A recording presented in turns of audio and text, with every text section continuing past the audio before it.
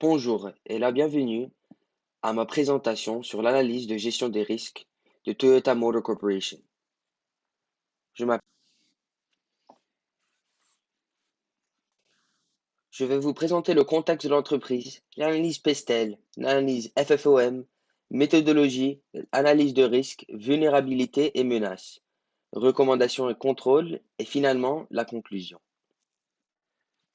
Toyota Motor Corporation est un manufacturier d'automobiles multinational japonais créé en 1937, qui est une dérivée de la compagnie Toyota Automatic Loomworks. Toyota est devenu le plus grand manufacturier d'automobiles depuis 2012 avec de plus de 10 millions d'automobiles construites par année.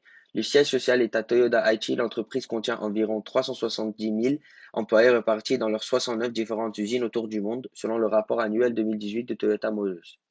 Toyota offre des services financiers dehors du secteur automobile et contient environ 26 millions de clients dans 35 pays autour du monde sous forme de prêts automobiles et de bail à court terme. De plus, Toyota Motors est le leader mondial du marché des ventes d'automobiles hybrides et de véhicules combustibles à l'hydrogène. Toyota est une entreprise publique qui est connectée à la bourse de New York, sur le New York Stock Exchange. En 2018, selon Forbes, Toyota a déclaré un revenu de 272,3 milliards sur deux formes de revenus dans le secteur automobile et dans d'autres secteurs financiers. Le secteur d'automobile est la majorité avec 255,3 milliards à la fin de l'année fiscale 2018, qui est 93% des revenus. Les services financiers avec 19,1 milliards qui contient les prêts automobiles et les bails à court terme. La vision de Toyota est que Toyota dirigera le futur de la société de mobilité en enrichissant des vies dans tout le monde entier avec les moyens de sécuriser et de responsablement se déplacer. Grâce à l'engagement à l'innovation constante, la qualité et le respect de la planète et de se déplacer, les attentes de nos clients. Nous atteindrons les objectifs ambitieux en mobilisant le talent et la passion pour l'efficacité des solutions présentées. L'analyse PESTEL est l'analyse de tous les facteurs extérieurs pertinents qui peuvent créer un impact considérable au secteur automobile, la mission de Toyota Motors ou sa stratégie de croissance. Le secteur automobile fait sujet à plusieurs risques légaux et politiques qui peuvent affecter la croissance économique d'un manufacturier d'automobiles comme Toyota Motors. Politique. Mauvaise relation politique avec la Chine. Le rapport annuel 2018 nous indique que les ventes de voitures Toyota en Chine continuent de réduire à chaque année. 2. Brexit et l'impact sur l'usine au Royaume-Uni. Le Brexit a causé des changements dans la production pour Toyota, car les tarifs de production au Royaume-Uni sont plus élevés qu'ils étaient pour l'Union européenne.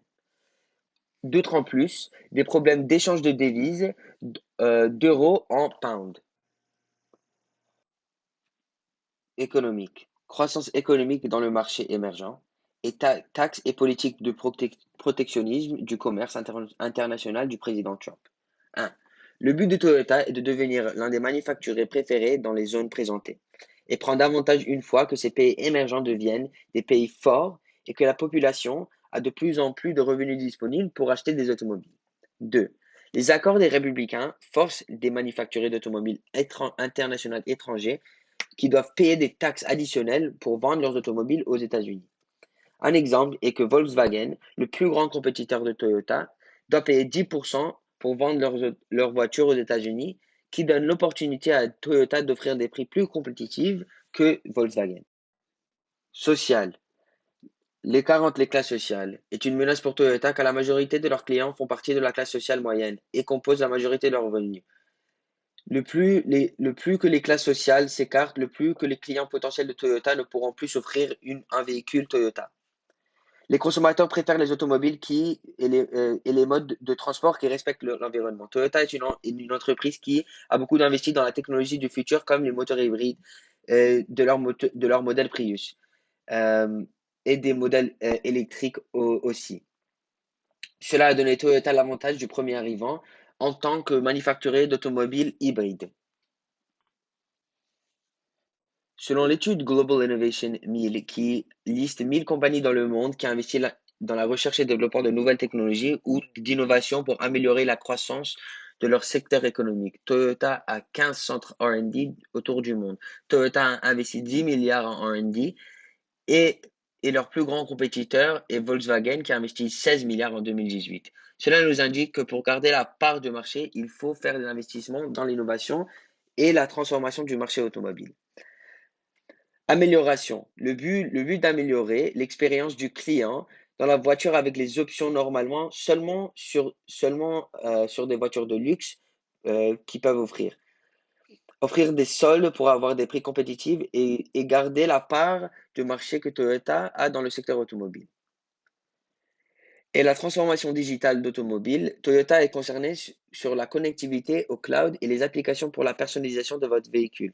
En plus, la cybersécurité de la voiture pour diagnostiquer la voiture à distance et les mises à jour de logiciels. C'est critique que la cybersécurité des voitures est testée pour mitiger les risques associés avec une voiture hacked et l'impact potentiel que l'attaque puisse avoir sur la réputation de Toyota Motors. Environnemental.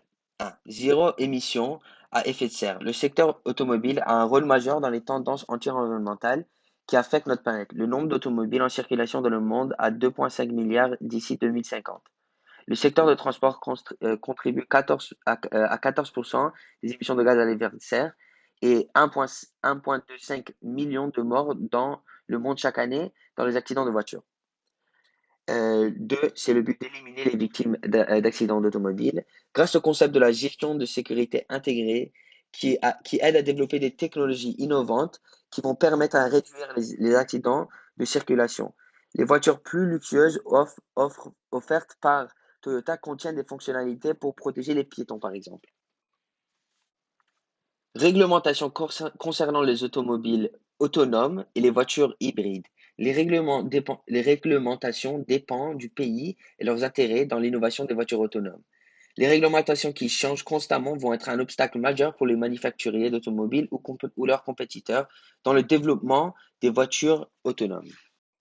L'analyse Pestel crée des opportunités pour l'entreprise car Toyota comprend quels facteurs externes qu'ils doivent se concentrer. Les deux menaces externes les plus critiques pour l'entreprise sont l'écart de richesse et la cybercriminalité. L'analyse Pestel nous indique que Toyota a des opportunités de croissance et de stabilité économique. FFOM va identifier les problèmes affectés par la compétition et les faiblesses de l'entreprise en fonction de la structure et les opérations de l'entreprise. On va commencer avec les forces. Toyota est dévouée de devenir une entreprise innovatrice par rapport aux technologies incluses dans les automobiles et aussi des automobiles du futur, comme les voitures autonomes développées par Google et Tesla. Ils ont une santé financière, ils ont des revenus de 262 milliards, qui est en hausse de 6,5% du revenu de 2017. Et aussi leur réputation, selon le Business Insider en 2018, Lexus et Toyota sont devenus les compagnies d'automobiles les plus fiables pour la 6e fois de suite. La liste contient 29 compagnies avec 500 000 véhicules et chaque compagnie et voiture sont données un score sur 5. Le score de Lexus est 78 et le score de Toyota est 76. Faiblesse. Dépendance de marché. Toyota vend la majorité de leurs véhicules aux États-Unis et au Japon, cela cause des dépendances sur le marché américain et japonais. Rappel de produits. Cela dommage la réputation de Toyota et la fiabilité de leurs véhicules. En 2018, Toyota a fait un rappel de véhicules Toyota et Lexus pour remplacer les airbags défectueux qui ont appliqué environ 1 million de véhicules vendus. En 2019, il y a eu autre rappel de 1,4 million de véhicules à cause des gonfleurs Nadi défectueux. Rappel de produits, structure organisationnelle. L'utilisation des silos pour séparer les opérations nécessaires et les départements de Toyota. Cela cause des différents départements de déplacer son propre bien-être avant l'ensemble de l'entreprise. Aussi, la taille de l'entreprise enlève la flexibilité quand des changements sont impliqués à l'entreprise. Opportunités. 1. Demande pour véhicules économes et hybrides en croissance.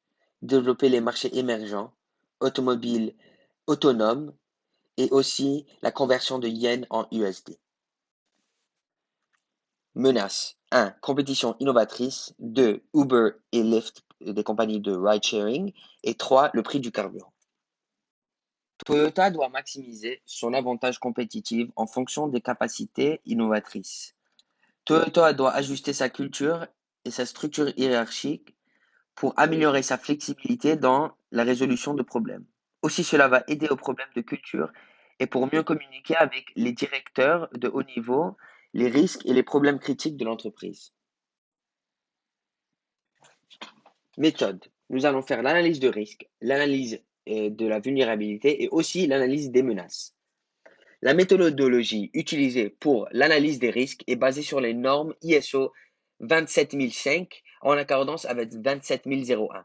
L'ISO 27005 pour décrire comment conduire une évaluation des risques de sécurité informatique. Cette norme supporte les concepts d'analyse de sécurité spécifiés dans le ISO 27001. Les deux normes vont inspirer le tableau et les matrices d'analyse de risque de Toyota Motors. Voici les actifs informationnels de base pour que l'on puisse évaluer les risques, menaces et vulnérabilités en relation avec les actifs informationnels.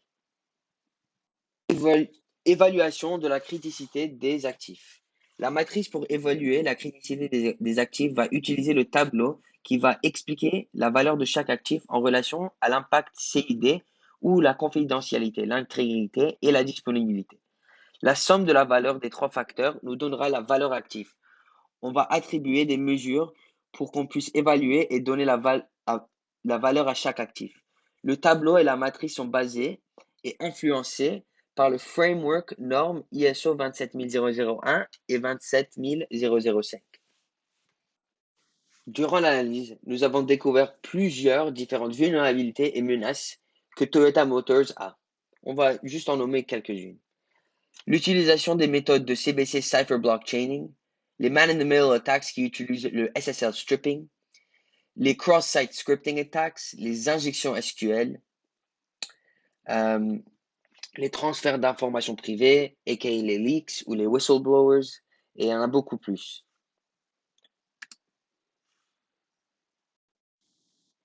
Nous avons aussi donné une valeur de risque ou impact à chaque vulnérabilité avec un niveau critique très élevé, élevé, moyen ou faible. Cela est pour nous donner une valeur à chaque risque et à chaque actif informationnel ou leurs vulnérabilités et menaces attachées à chaque actif. Évaluation de la criticité des risques dépend de deux facteurs, l'impact de risque et la probabilité de l'occurrence de la vulnérabilité, ou qu'elle soit exploitée. Voici deux tableaux qui forment la matrice de probabilité et impact. Le premier tableau évalue le niveau de probabilité d'occurrence d'une vulnérabilité. Le deuxième tableau évalue l'impact potentiel d'une vulnérabilité ou menace peut avoir sur l'organisation. Et l'impact de Toyota Motors est défini par les effets sur la réputation, les ressources, les opérations, les investissements et les actifs informationnels de Toyota Motors. Et la matrice, c'est la matrice qui montre la probabilité de l'apparition de vulnérabilité sur la gravité de l'impact. Quantification des risques selon la matrice de probabilité de l'apparition de vulnérabilité et la gravité de l'impact de cette vulnérabilité. Dans ce tableau, on identifie l'importance de la mitigation de la menace avec les risques inhérents attachés à chaque risque de l'entreprise.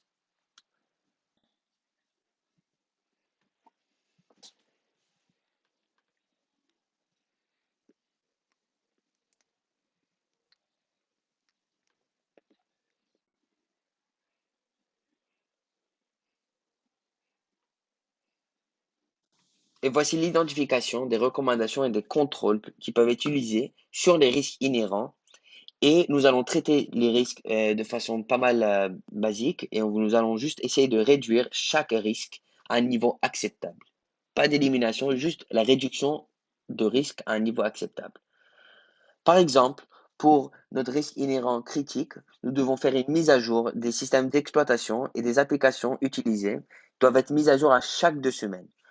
Aussi, utiliser les outils automatisés pour scanner le réseau d'entreprise comme OpenVAS ou Nessus et Nmap sont les plus populaires scanners utilisés aujourd'hui.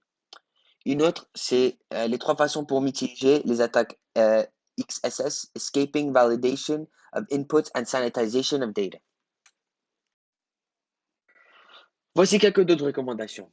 Mitiger les risques en ordre de leurs risques inhérents. Le risque doit être réduit à un niveau acceptable de risque pour l'entreprise. Évaluer les risques et les systèmes de l'entreprise régulièrement pour assurer le fonctionnement de l'entreprise et la réduction de risques associés aux mises à jour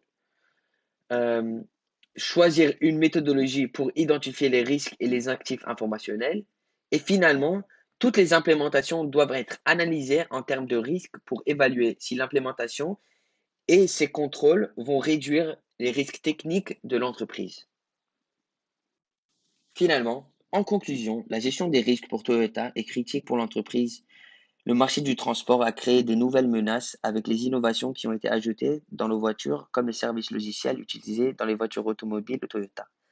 La sophistication des cyberattaques cause des entreprises comme Toyota à investir pour garder leurs véhicules sécurisés d'attaques sophistiquées, comme l'attaque de Fab Relay Key en 2019 sur les véhicules Toyota et Lexus autour du monde. Toyota a aussi été victime par une attaque APT-32, qui est un groupe hacker d'espions au Vietnam, appelé Ocean Lotus, qui attaque les manufacturiers d'automobiles.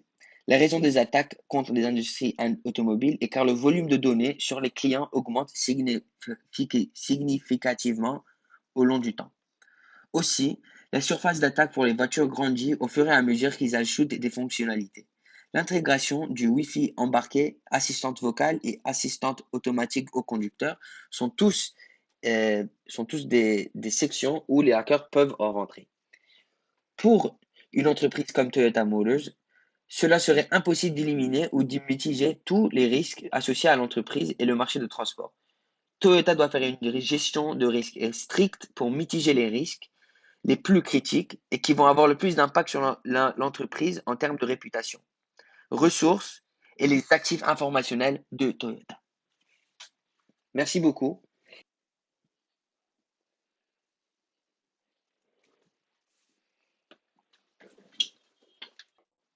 Merci pour avoir écouté ma présentation.